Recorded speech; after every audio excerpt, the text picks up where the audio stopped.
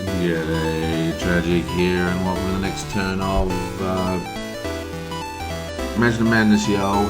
I don't know whether it's because I'm using the application, but I'm getting a bit confused, and I've made a couple of really shocking mistakes that are actually big mistakes and not just little minor things. So let's go through them and we'll get back on track, and hopefully we'll get all this better. Just a couple of notes. One, a guy called Lone Wonder pointed out that you can turn off tooltips, but I like having the tooltips on, you know, the player pawns, so I can know which color's who. So what I did, you can actually just go into the name and the description and just delete whatever's in there, which is what I've done. But also, while I was doing that, let's get rid of this thing. Also, while I was doing that, I noticed there's a section called description, and I've written in the statistics for each character. So if I just leave my mouse and let it hover over, it'll show the stats for the character's abilities. It's going to just speed up things a little.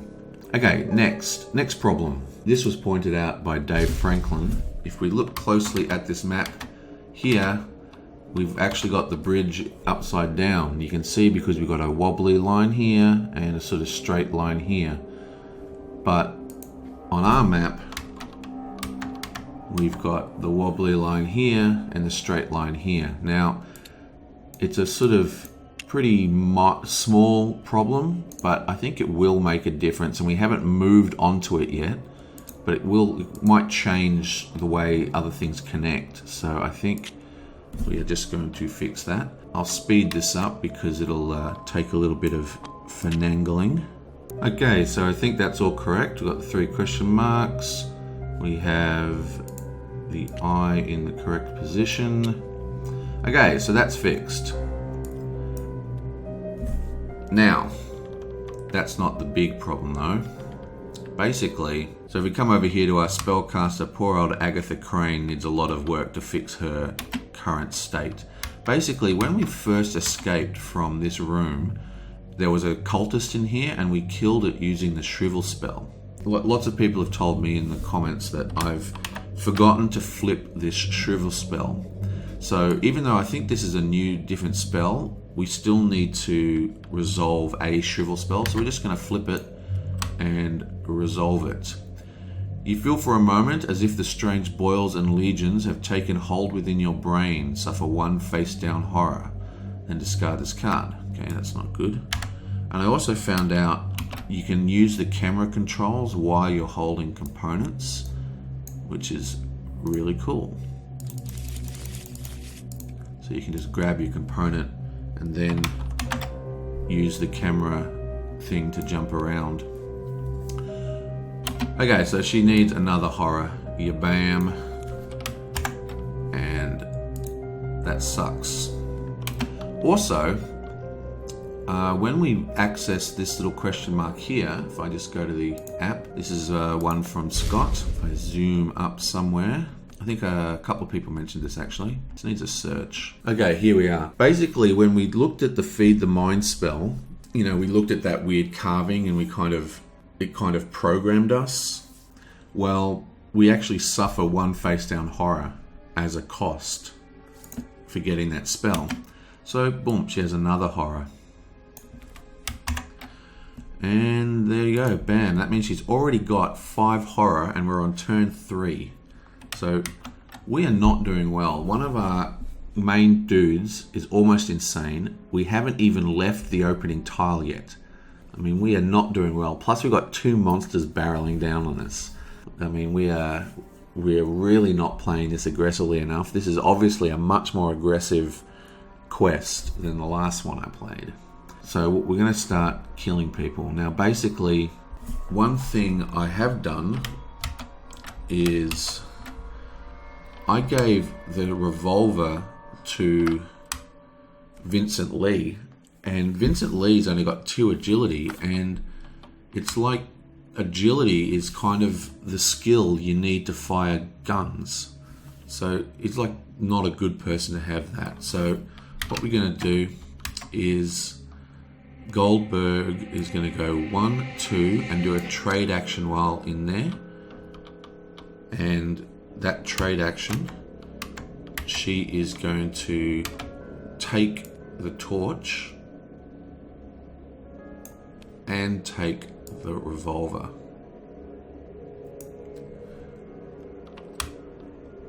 And I think we'll give the torch to Vince, and she'll also take the flare gun.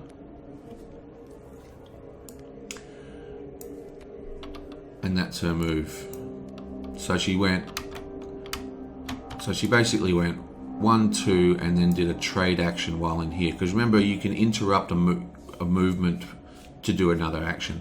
Basically, think of doing a movement as gaining movement points. So you can do actions while in the middle of your while spending your movement points. Meanwhile, we need to do something about this cultist. So I think our next move is going to be, I guess we'll have to do Harvey. So Harvey, my cat is right sleeping in front of my monitor. I can't see.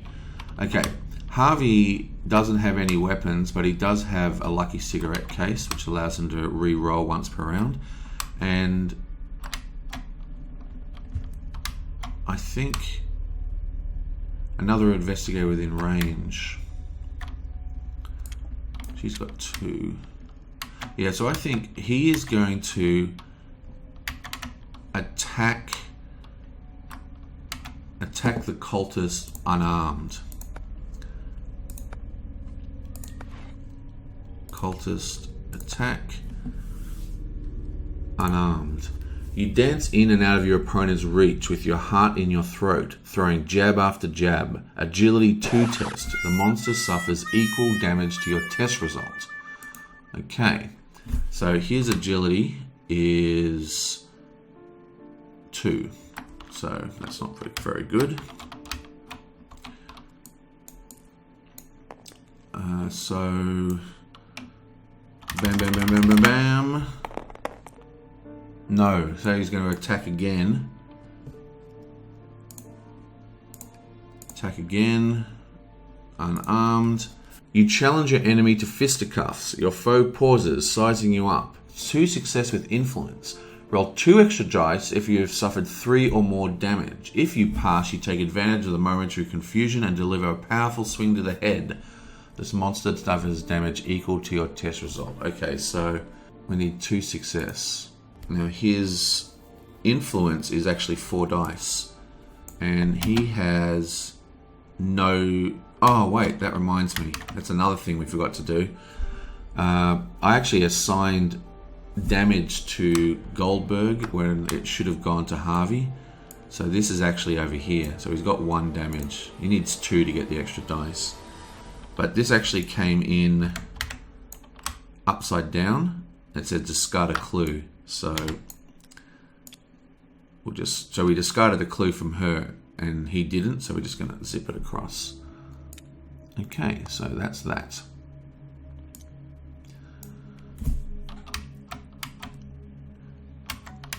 Anyway, he's only got 1 damage, so he doesn't get any extra dice. Because you only get 2 extra dice if you suffered 3 or more damage. So his influence is 4, so he's got 4 dice. Come on, give us a good roll for once. Okay, so we have 2 damage. And he is going to use his lucky cigarette case. Once per round, you may convert any thingo to a success. To convert this to a damage, and that's 3 damage.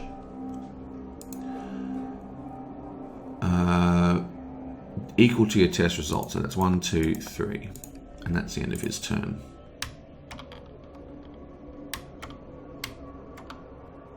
Now, Kate is also going to come in here and attack the cultist with her bare hands. You grapple your foe and attempt to lift it off its feet. Strength 2. If you pass, the enemy struggles as you heft it into the air and hurl it with a grunt. The monster and another monster in its space each suffer damage equal to your test result. If you fail, the foe delivers an elbow to your stomach to break the grab. Strength 2. Her strength has got to be low. She's a scientist. Oh no, she's got 3. Yabam. She gets 1 damage.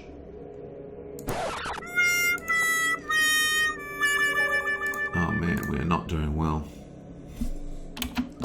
I shouldn't have done that trade action. 1, 2. Vince will come in here and he will also attack the cultist with his bare hands. Your enemy's attacks are quick and relentless. You focus on evading the strikes and searching for an opening to begin your counterattack. Observation 2. If you pass, you strike while your foe is off balance and it stumbles and collapses under the weight of your blows. The monster suffers 2 damage. Okay. So, nothing happens if we fail. Okay, so we need 2 observation, and his observation is 4 dice. So we need 2 successes. This is our chance to kill him. Yeah, this is our chance to kill this monster. We need 2 successes. Come on. Come on! Damn it. That's 1 success. He's going to spend a clue to convert that. That's 2 successes. So we've gotten 2 successes. He receives 2 damage, and that kills him. So we all collectively beat up on this poor investigator. Poor monster, I beg your pardon. And that only leaves Kate's turn. And Kate is going to cast Shriveling versus the Crawling One. Attack with spell. You begin reciting the incantation, but with each preceding syllable, some force in your mind wills you to stop. You do your best to push past the impulse. Will 2. Okay. Now her will is 4. But she also has the dagger, which gives her an extra die while casting a spell. So even though she's only got 4 will, she actually gets a 5th dice. There's a good roll. 4 successes. Nice. Finally, a good roll. If you pass, you complete the chant, power welling up from you and lashing out at the creature. The monster suffers damage equal to the spell's damage plus your test result. Excellent. So that is 1, 2, 3, 4 plus 1, 2, 3. 7 damage. Because Shriveling has 3 damage. But we do need to now flip the card. As you lower your hand, you see putrid sore on your palm. Suffer 1 face down damage, then discard the spell. Okay. So another damage.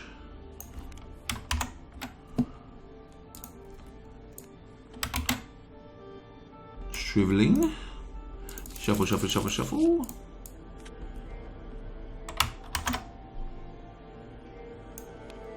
Okay. I guess we're just going to attack again. I only need 1 damage though. It seems a waste to cast a spell. But if we don't, we're probably going to have to fight this guy. Plus horror checks. Yeah, we're going to have to do it.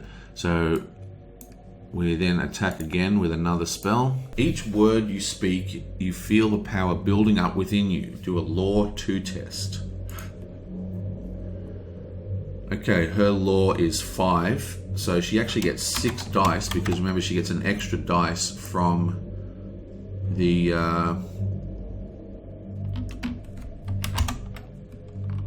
dagger gives her an extra dice.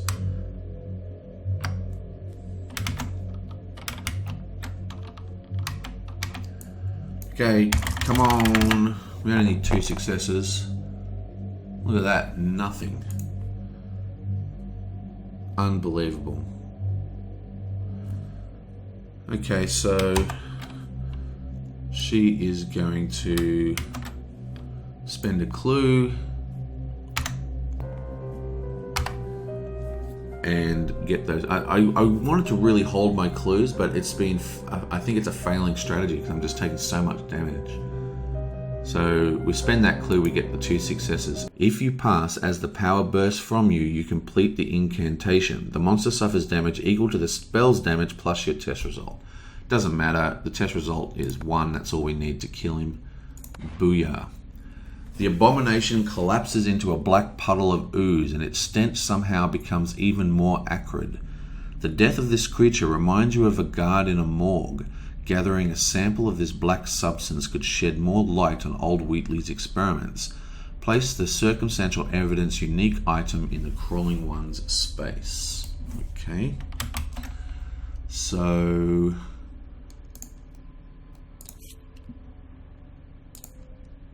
what is it? Circumstantial evidence.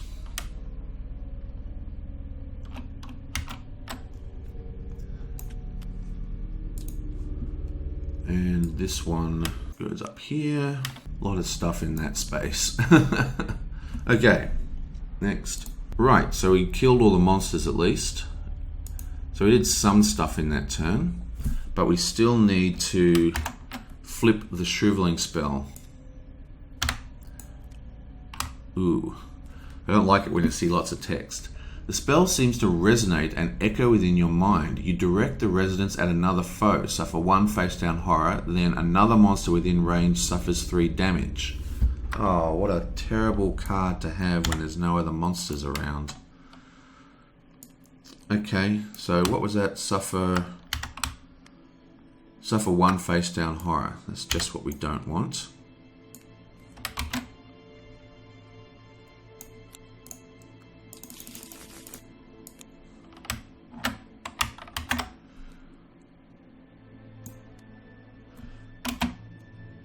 Bam, another horror. Wow, she's only got 3 horror left. Okay, and that is the end of the first turn, I believe. Everyone's had their turn. So now it's just a matter of doing the Mythos phase. Yabam! This Mythos event affects the investigator in an outdoor space with the highest observation. Now, I'm pretty sure that is Kate. She has 5 and everyone else has a 4 max. So that's definitely Kate, which is the yellow pawn.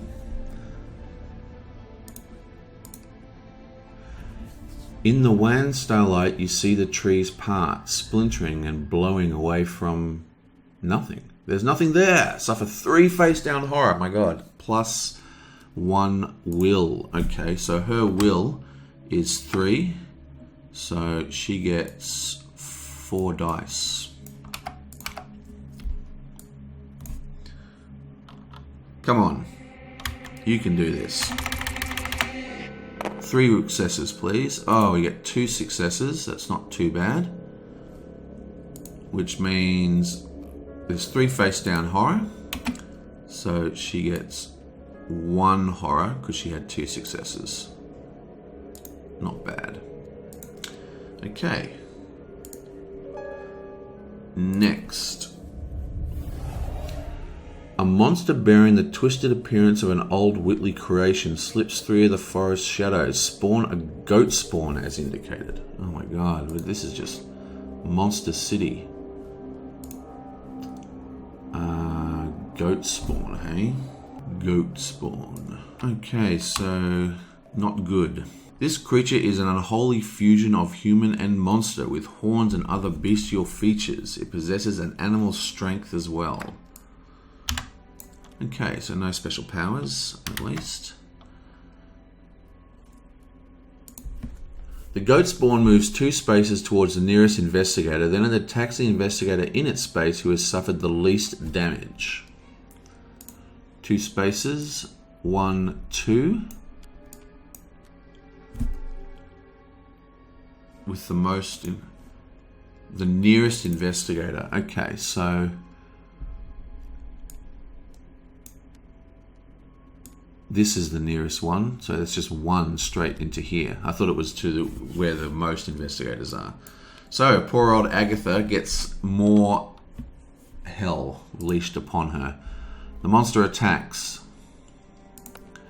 The creature stamps its hoof and charges forwards, its horned head low. Do a 2 agility test. Her agility is 3.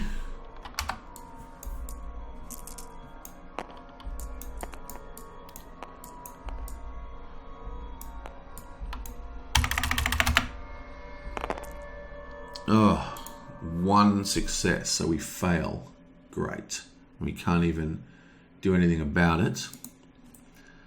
If you fail, you feel the creature's horns slam into you with bone-cracking force. Suffer 3 damage.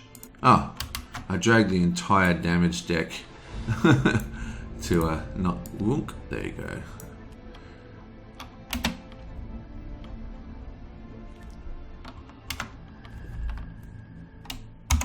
Okay, some functional problems with the application there. Bam. So it's not horror though, it's damage and it's face up.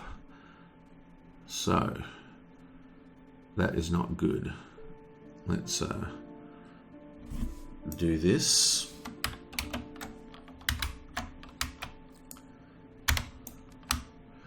Grievous injury. The pain clouds your vision, sends you staggering. Resolve immediately. Suffer 1 additional face down damage. Then flip this card. Suffer an additional damage. Then this is the next one. Was it one's negates? So it wasn't even negate. We had to just... Oh man, this is not good. Minor injury. Only a flesh wound. Resolve immediately. No additional effects. And the third one. Another minor injury. No additional effects. So great. That was 4 whole damage. Bam. And then she's wounded. 1, 2, 3. She now has 6 damage and she has 5 total. So, like I said, we are not doing very well in this game at all. Just shuffle them back in. This goes back up to 5. And we get a wounded condition.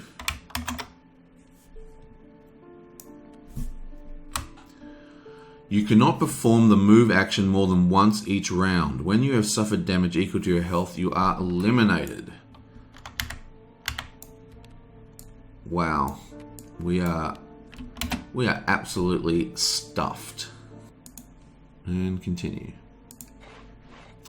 Horror checks. Each investigator must resolve a horror check against the monster within range with the highest horror rating. After all horror checks have been resolved, tap the bin. Okay, so there's only one monster and it's in range of everyone. So everyone except Goldberg has to do a horror check now. So that's not very good.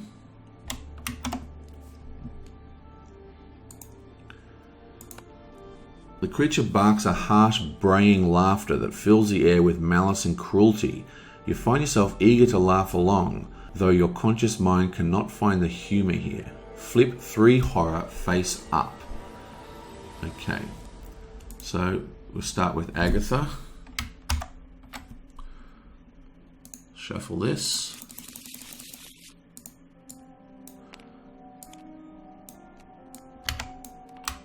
Minus shock, no additional effect. Flip it face down, excellent.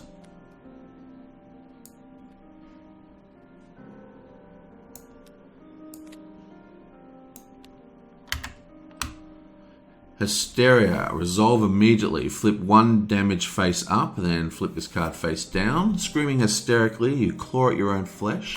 She has no face down damage, so that does nothing. And finally, the third one is another minus shock that does nothing. Excellent. Okay, that's her done. Then we'll go yellow, red, green.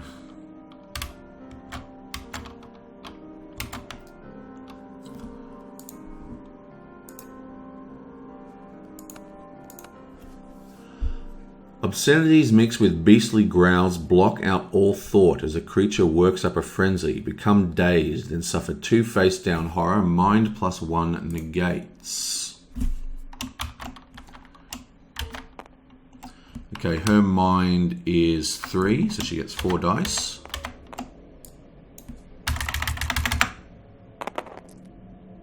Whoa, look at that. 4 successes. That's the way you roll.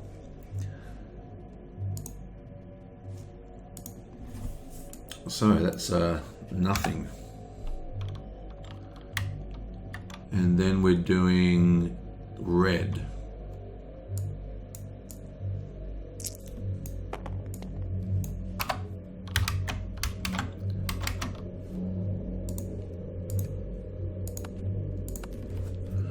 The creature begins to hum a haunting lullaby. Do a 2 will test.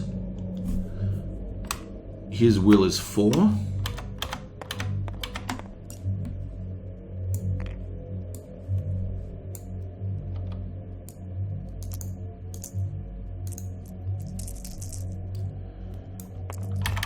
Oh, God. Having a functional problem with using the application here. There we go.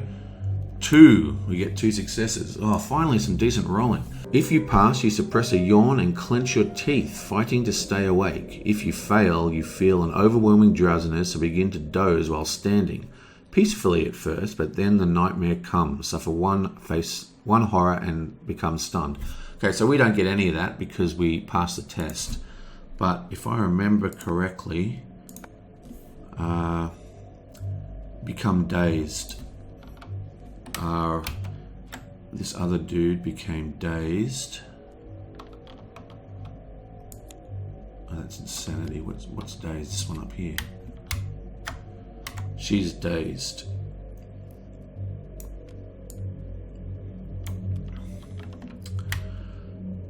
Okay, so that was good. He didn't do anything. Now we have green. Oh, we forgot to do, should have done green first. Okay, green.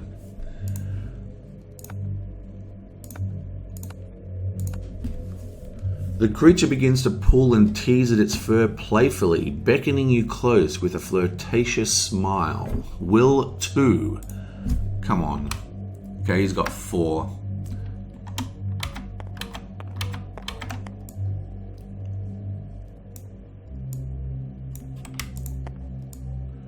What I need to do is lock all these components so I can pick up dice when I'm doing these rolls like this. Oh! Complete failure. Can't even use clues or anything. If you pass, you refuse to... If you fail, you are drawn closer, suffer 1 horror, and move 1 space towards the goat spawn. Okay. So he has to suffer a horror. Panic. You scream, leaping desperately away and tumble to the ground. Resolve immediately. Suffer an additional face down damage, then flip this card. Okay.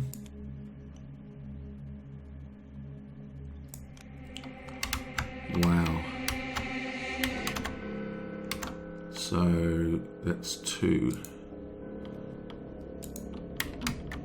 And he also gets the siren call to go to the monster. Damn. Okay. That is the end of that phase. And we are getting our butts soundly whipped. Well, that's that. We are not doing very well at all. I mean, we've hardly explored anything. We don't know what's going on. Our investigators are almost all dead already, and we're only on the 2nd tile. Yeah, we're not doing well. At least we killed a couple of monsters. We made a bit of progress, but we're rolling horrendously bad. You see, there's different ways you're supposed to roll. Like, you can roll like that as well. Like, you can get these dice trays, you know, so you can roll and they, like, I can kind of, like, that's what I got this thing for. Basically, I haven't been using it, but This is like a scripted dice tray, so you can have your you can go vroom and roll that way. Maybe I'll start rolling that way instead. Cocked. Doesn't seem to be helping. It's also scripted, so you can just press the middle of the right dice tray and it kind of rolls them for you. But I think that's just the same thing as pressing the R button. Whatever. Anyway, I will see you guys next time.